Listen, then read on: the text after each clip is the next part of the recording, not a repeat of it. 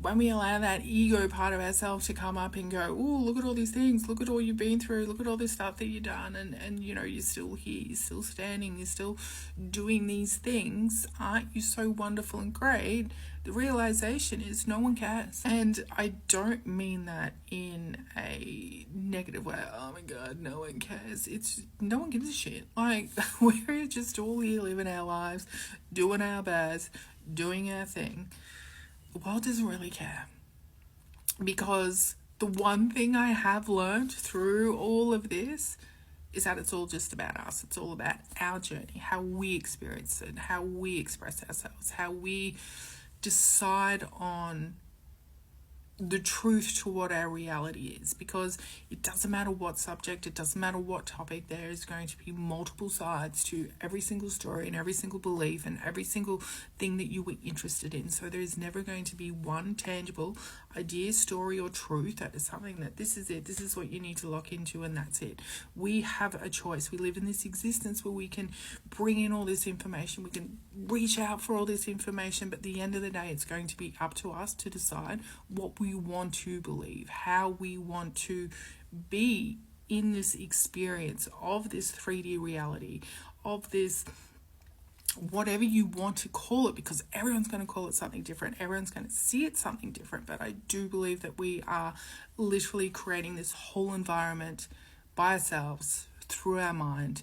And even when we get to the end of having all the knowledge and understanding that and putting all those pieces together, you are still here experiencing it through our senses. That is the only way that we are experiencing this reality, is our mind and the way that our body reacts, the way that our hands feel, the way that we see, the way that we are feeling it in our body, the way that we taste it is the only way that we are experiencing this reality. So even with all the information, even with all these experiences, even with all this knowledge, even with all this creative expression, we are the ones in control. We are the ones that are creating this. So when we realize that we have all that power, we can literally make it anything we want. And I know you will hear that from so many people, go, yeah, but it's not so easy, whatever.